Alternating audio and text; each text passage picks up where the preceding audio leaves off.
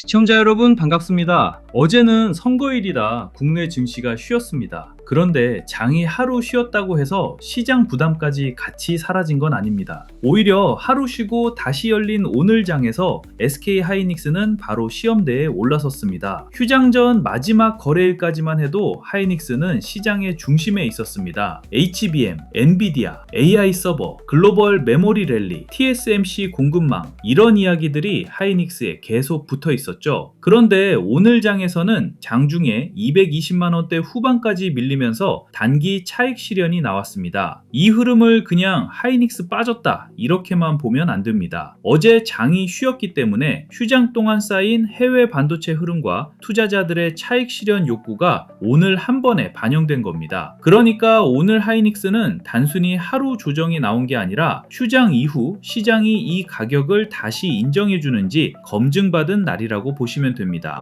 오늘 하이닉스를 보면서 많은 분들이 이런 생각하셨을 겁니다. 이제 끝난 거 아니야? 고점 찍고 내려오는 거 아니야? 어제 장이 쉬더니 오늘 바로 밀리네? 반대로 못 산 분들은 또 다르게 봤을 겁니다. 드디어 눌림 온 건가? 지금 사도 되나? 아니면 더 기다려야 하나? 이 질문이 나오는 게 정상입니다. 왜냐하면 지금 하이닉스는 좋은 뉴스와 단기 부담이 같이 붙어 있는 자리이기 때문입니다. 뉴스만 보면 여전히 좋습니다. HBM 수요는 살아있고 엔비디아 AI 서버 이야기는 계속 이어지고 글로벌 메모리 기업들에 대한 평가도 높아졌고 최태원 회장과 TSMC 수장 회동 뉴스까지 나오면서 하이닉스가 단순 메모리 회사가 아니라 AI 반도체 공급망 안에서 다시 봐야 하는 회사라는 점도 부각됐습니다. 그런데 주가는 뉴스만 보고 움직이지 않습니다. 이미 많이 오른 종목은 좋은 뉴스가 나와도 쉬어갈 수 있습니다. 왜냐하면 시장이 이미 그 좋은 이야기를 어느 정도 알고 있기 때문입니다. 그래서 오늘 하이닉스에서 중요한 건 뉴스가 좋으냐 나쁘냐가 아니었습니다. 좋은 뉴스가 살아있는 상태에서 누가 위에서 팔고 누가 아래에서 받아줬느냐였습니다.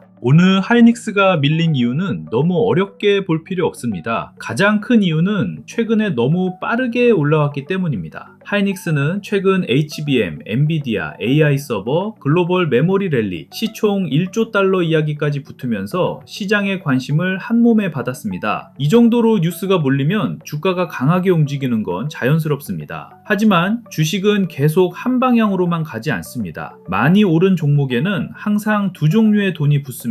더 간다고 보는 돈, 그리고 일단 수익을 챙기려는 돈. 오늘은 그 중에서 수익을 챙기려는 돈이 먼저 나온 겁니다. 이걸 차익 실현이라고 합니다. 차익 실현은 나쁜 회사라서 파는 게 아닙니다. 먼저 산 사람들이 많이 올랐으니까 일부 이익을 챙기는 겁니다. 예를 들어 내가 어떤 물건을 싸게 샀는데 가격이 크게 뛰었다고 생각해 보세요. 그 물건이 아직 좋아 보여도 일부는 팔아서 수익을 확정하고 싶어집니다. 주식도 똑같습니다. 하이닉스가 나빠져서만 빠진 게 아닙니다. 너무 빨리 올랐기 때문에 위에서 잠깐 숨을 고르는 돈이 나온 겁니다. 그럼 오늘 하이닉스 흐름이 정말 위험한 흐름이었느냐? 여기서 갈라서 봐야 합니다. 진짜 위험한 흐름은 이런 겁니다. 장 초반부터 밀리고 장중 반등도 거의 없고 거래량은 터지는데 종가는 저점 근처에서 끝나고 외국인과 기관이 동시에 빠지고 삼성전자와 반도체 장비주, 전력 인프라까지 전부 같이 무너지는 장. 이런 장이면 이건 단순 조정이 아니라 수급이 빠지는 시작일 수도 있겠다 이렇게 봐야 합니다. 그런데 오늘은 그렇게 단순하게 끝났다고 보기는 어렵습니다. 하이닉스가 밀린 건 맞지만 AI 반도체 이야기가 완전히 꺼진 장은 아니었습니다. 오히려 오늘은 하이닉스가 단기 과열을 시키는 동안 삼성전자와 TSMC, 엔비디아 공급망 이야기가 다시 같이 나온 날입니다. 그러니까 오늘 하이닉스 약세는 산업이 꺾였다기보다 많이 오른 종목이 가격을 다시 확인받는 과정에 가깝습니다. 다만 여기서 중요한 건 다음 장입니다. 오늘 밀린 뒤 다음 장에서 다시 받아주는 돈이 나오느냐? 이게 진짜 포인트입니다. 하이닉스를 아직도 그냥 메모리 회사로만 보면 안 됩니다. 예전에는 하이닉스를 볼 때 D램 가격이 오르나 낸드 가격이 살아나나 메모리 업황이 좋아지나 이 정도를 많이 봤습니다. 물론 지금도 중요합니다. 그런데 지금은 그 정도로는 부족합니다. 지금 시장은 하이닉스를 AI 서버 시대의 핵심 부품 회사로 보고 있습니다. 그 중심에 HBM이 있습니다.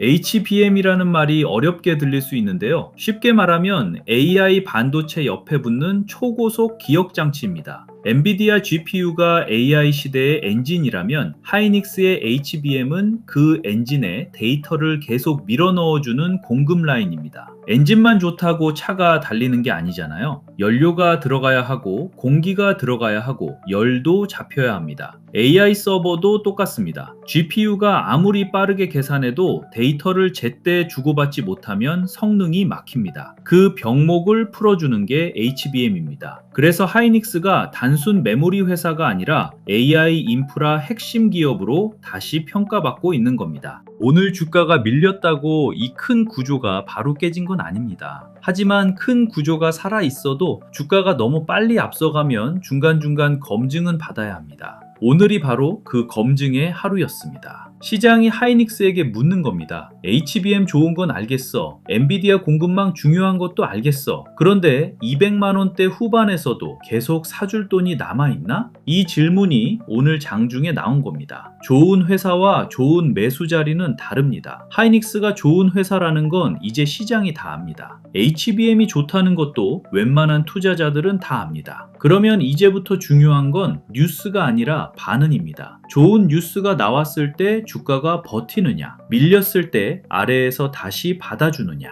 외국인과 기관이 계속 이 가격을 인정하느냐, 이걸 봐야 합니다. 오늘 또 하나 중요한 뉴스가 있었습니다. 최표원 회장이 대만에서 TSMC 수장과 만났다는 소식입니다. 이걸 그냥 회동 뉴스로 보면 안 됩니다. 하이닉스 입장에서는 굉장히 중요한 그림입니다. 왜냐하면 HBM은 메모리만 잘 만든다고 끝나는 제품이 아니기 때문입니다. HBM은 GPU 옆에 붙습니다. 그리고 그 GPU는 대부분 TSMC 같은 파운드리에서 만들어집니다. 파운드리라는 말이 어렵죠? 쉽게 말하면 반도체 설계도를 받아서 실제 칩을 찍어내는 공장입니다. 엔비디아가 설계를 하고 TSMC가 칩을 만들고 하이닉스가 HBM을 붙이고 패키징을 통해 이 부품들이 하나처럼 움직이게 됩니다. 이 과정이 다 연결되어 있습니다. 그러니까 하이닉스가 TSMC와 관계를 깊게 가져가는 건 단순 침묵이 아닙니다. AI 반도체 공급망 안에서 자기 자리를 더 깊게 박는 작업으로 봐야 합니다.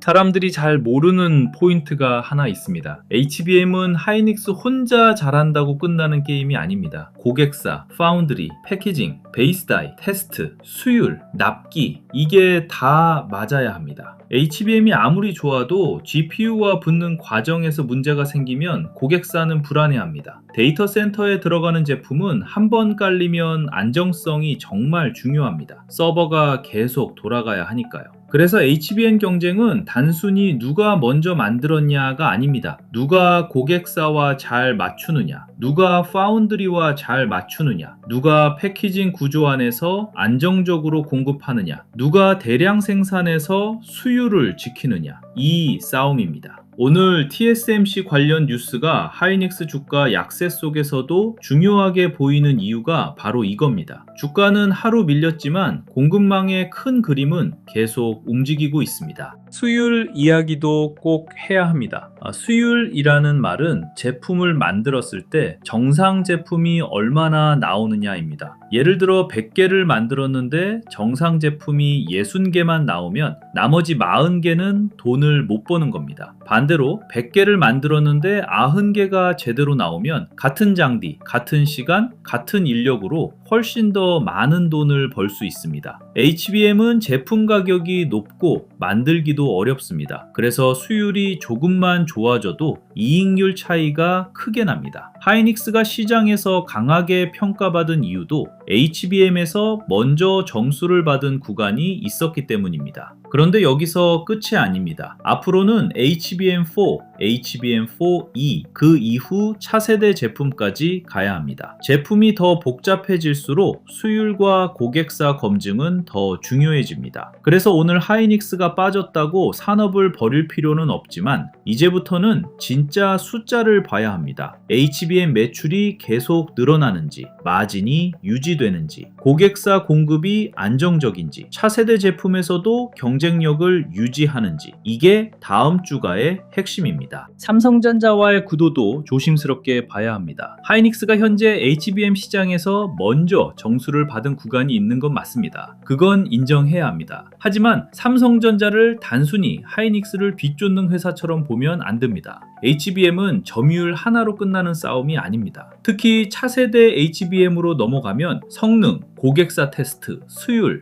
양산 안정성, 베이스 다이, 파운드리, 패키징, 테스트까지 다 같이 봐야 합니다. 삼성전자는 메모리만 보는 회사가 아닙니다. 파운드리도 있고, 베이스 다이도 있고, 패키징도 있고, 테스트까지 묶을 수 있는 회사입니다. 그래서 삼성전자가 강하게 움직인다고 해서 하이닉스가 끝났다고 볼 필요도 없고, 하이닉스가 강하다고 해서 삼성전자를 낮게 볼 필요도 없습니다. 둘은 단순 1등, 2등 싸움이 아닙니다. 한국 AI 반도체 공급망 안에서 서로 다른 방식으로 평가받는 두 축입니다. 오늘 하이닉스가 밀린 상황에서 삼성전자 흐름까지 같이 봐야 하는 이유도 여기에 있습니다. 시장이 하이닉스만 사는지, 삼성전자까지 같이 사는지, 혹은 반도체 장비와 전력 인프라까지 번지는지, 이걸 봐야 합니다. 그럼 오늘 장 기준으로 보유자는 어떻게 봐야 하느냐? 무조건 팔장은 아니었습니다. 왜냐하면 하이닉스의 큰 구조가 오늘 하루에 깨진 건 아니기 때문입니다. HBM 수요가 사라진 것도 아니고, 엔비디아 공급망에서 밀려난 것도 아니고, AI 데이터 센터 투자가 끝난 것도 아닙니다. 다만 단기 과열은 분명히 씻고 있습니다. 그러니까 보유자는 중심 물량과 대응 물량을 나눠야 합니다. 중심 물량은 HBM 큰 흐름이 살아있는 동안 가져가는 물량입니다. 대응 물량은 급등 이후 과열 구간에서 일부 줄였다가 건강한 눌림이 나오면 다시 보는 물량입니다. 오늘처럼 220만원대 후반까지 밀린 날에는 다음 장에서 이 구간을 지켜주는지 봐야 합니다. 만약 다음 장에서 오늘 장 중 저점을 다시 깨지 않고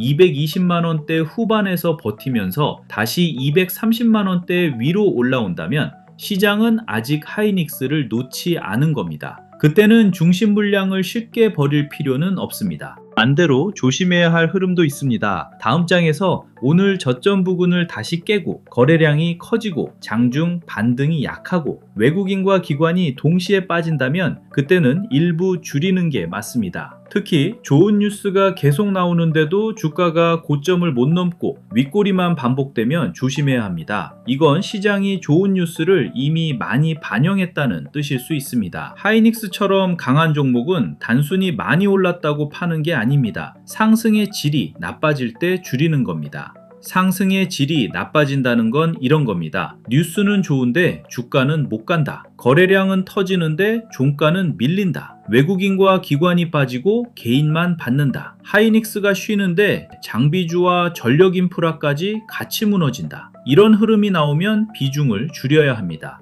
신규 진입자는 더 조심해야 합니다. 오늘 빠졌다고 바로 싸졌다고 보면 안 됩니다. 하이닉스는 최근 너무 많이 올랐습니다. 휴장 전 마지막 거래일까지 강한 흐름을 이어왔고 최근 고점 부담도 있었습니다. 오늘 220만원대 후반으로 밀렸다고 무조건 싸다고 볼 수는 없습니다. 신규 진입자는 가격이 빠졌다는 사실보다 어떻게 빠졌는지를 봐야 합니다. 거래량이 줄면서 쉬는 건지 아니면 거래량이 커지면서 큰돈이 빠지는 건지 아래에서 기관이나 외국인이 받아주는지 개인만 계속 받아내는지 이걸 봐야 합니다. 신규가 볼 수 있는 자리는 크게 두 가지입니다. 첫 번째는 오늘 저점 부근을 지켜주는 자리입니다. 오늘 장중 저점을 다시 깨지 않고 거래량이 줄면서 버티고 230만원대 위로 회복하는 흐름이 나오면 분할 접근을 고민할 수 있습니다. 두 번째는 고점 돌파 이후 안착 자리입니다. 다시 고점을 향해 갈 때 그냥 따라붙는 게 아니라 돌파 후 버티는지를 봐야 합니다. 가격을 찍는 건 쉽습니다. 하지만 그 가격을 시장이 인정하는지는 그 위에서 누가 사주는지로 확인됩니다. 신규 진입자가 가장 피해야 할 건 놓칠까봐 사는 매수입니다. 오늘 빠질 때는 무서워서 못 사고 반등하면 놓칠까봐 사는 패턴. 이게 가장 위험합니다. 좋은 종목도 나쁜 자리에서 사면 계좌는 흔들립니다. 하이닉스가 아무리 좋은 회사라도 내가 들어간 자리가 너무 뜨거우면 작은 조정에도 견디기 어렵습니다. 그래서 신규는 오늘처럼 밀린 날 바로 뛰어드는 게 아니라 다음 장에서 저점을 지켜주는지 거래량이 줄어드는지 다시 올라올 때 수급이 붙는지 확인해야 합니다. 조금 덜 먹어도 확인하고 들어가는 게 낫습니다. 주식에서 제일 무서운 건 기회를 놓치는 게 아닙니다. 좋은 종목을 나쁜 자리에서 사서 긴 시간 고생하는 겁니다. 오늘 시장 전체도 같이 봐야 합니다. 하이닉스 혼자만 보는 장이 아닙니다. 최근 시장은 삼성전자와 하이닉스가 먼저 움직이고 그 다음 장비주, 전력인프라, 로봇, 데이터 센터 관련주로 돈이 번지는 구조가 나오고 있습니다. 그런데 오늘 하이닉스가 밀렸다면 이 돈이 어디로 갔는지를 봐야 합니다. 삼성전자로 갔는지, 반도체 장비주로 갔는지, 전력 인프라로 갔는지, 아니면 그냥 차익 실현 후 현금으로 빠졌는지, 이 차이가 중요합니다. 하이닉스가 쉬는 동안 장비주와 전력 인프라가 살아나면 그건 시장이 아직 AI 인프라 흐름을 계속 사고 있다는 뜻입니다. 반대로 하이닉스도 밀리고 삼성전자도 약하고 장비주와 전력 인프라도 같이 무너지면 그때는 AI 반도체 수급 자체가 식는 신호일 수 있습니다. 그러니까 오늘 하이닉스 조정은 하이닉스 하나만 보지 말고 시장 안에서 돈이 어디로 이동했는지 봐야 합니다. 장비주 흐름도 중요합니다. 하이닉스가 HBM에서 강하면 결국 장비와 소재, 패키징, 테스트 쪽으로 돈이 번질 수 있습니다. 왜냐하면 좋은 제품을 더 많이 만들려면 공장과 장비가 필요하기 때문입니다. HBM 수요가 늘어나면 D램 투자도 봐야 하고 후공정도 봐야 하고 패키징도 봐야 하고 검사와 테스트도 봐야 합니다. 그래서 하이닉스가 쉬는 날에는 한미 반도체, 원익 IPS, 이오 테크닉스, 후공정과 패키징 종목들이 어떻게 움직이는지도 봐야 합니다. 하이닉스가 쉬는데 장비주가 살아난다? 그럼 시장은 하이닉스가 끝났다가 아니라 하이닉스 이후 돈의 길목을 찾고 있다. 이렇게 볼 수 있습니다. 반대로 하이닉스도 쉬고 장비주도 같이 무너지면 그건 조심해야 합니다. 여기서 필요한 게 기준입니다. 지금처럼 하이닉스가 시장의 중심에 서고 삼성전자까지 같이 움직이고 반도체 장비와 전력 인프라로 돈이 번질 때는 종목 이름만 보고 따라가면 늦을 수 있습니다. 처음에는 무서워서 못 삽니다. 조금 오르면 비싸 보여서 못 삽니다. 그러다가 뉴스가 쏟아지고 커뮤니티에서 수익 인증이 올라오고 유튜브마다 하이닉스 이야기가 나오면 그때서야 손이 나갑니다. 그런데 보통 그 자리가 가장 뜨거운 자리입니다. 그래서 제가 이번에 준비한 자료가 있습니다. 삼성전자와 SK 하이닉스 이후 돈이 이동할 수 있는 후보군 정리 자료, 반도체 장비주와 소부장 대응 기준표, 후공정, 패키징, 전력 인프라 관찰 리스트, AI 주식 보조 지표 템플릿, 지표 사용 설명서, 시장 모니터링 대시보드, 투자 체크리스트와 원칙 카드까지 같이 준비했습니다. 이 자료는 하이닉스 사세요. 이 종목 무조건 갑니다. 이런 자료가 아닙니다. 돈이 어디서 시작됐는지, 어디로 번지는지, 내가 보는 뉴스가 이미 늦은 뉴스인지, 아니면 아직 다음 순환매가 남아있는 흐름인지 이걸 스스로 확인할 수 있게 만든 자료입니다. 필요하신 분들은 구독과 좋아요 눌러주시고 댓글창에 구독 완료라고 남겨주세요. 그리고 설명란 링크로 신청하시면 됩니다. 이번 자료도 무료로 받아가실 수 있습니다. 오늘 복귀의 핵심은 이겁니다. SK 하이닉스는 약했습니다. 하지만 산업이 끝난 건 아닙니다. 오늘은 많이 오른 주도주가 휴장 이후 가격을 다시 확인받은 날입니다. 휴장 전 강했던 흐름 이후 오늘 220만원대 후반까지 밀렸다는 건 단기 차익 실현이 나왔다는 뜻입니다. 하지만 여기서 끝났다고 단정할 필요는 없습니다. 다음 장에서 오늘 저점 부근을 지키는지 230만원대를 다시 회복하는지 외국인 매도 강도가 줄어드는지 삼성전자와 장비주로 돈이 번지는지 이걸 이걸 봐야 합니다. 보유자는 큰 흐름이 살아있는 동안 중심 물량을 너무 쉽게 버릴 필요는 없습니다. 다만 오늘 저점 아래로 다시 밀리고 거래량이 커지고 외국인과 기관이 동시에 빠지면 일부 비중 조절이 맞습니다. 신규 진입자는 오늘 빠졌다고 바로 따라갈 게 아니라 저점 방어와 수급 회복을 확인해야 합니다. 관망자는 하이닉스 하나만 보지 말고 삼성전자, 장비주, 패키징, 전력 인프라까지 돈이 어디로 번지는지 봐야 합니다. 지금 같은 장에서 제일 위험한 건 기준 없이 보는 겁니다. 오르면 따라가고 빠지면 겁먹고 다시 오르면 또 따라가고 이러면 결국 시장이 아니라 내 감정에 계좌를 맡기게 됩니다. 하이닉스는 여전히 HBM과 AI 서버의 중심에 있습니다. 하지만 주가가 많이 오른 만큼 이제부터는 더 까다롭게 봐야 합니다. 뉴스가 좋은지보다 그 뉴스에 주가가 어떻게 반응하는지, 외국인이 이 가격을 계속 인정하는지, 삼성전자와 장비주로 돈이 번지는지, TSMC와 엔비디아 공급망 안에서 하이닉스의 자리가 더 강해지는지 이걸 봐야 합니다.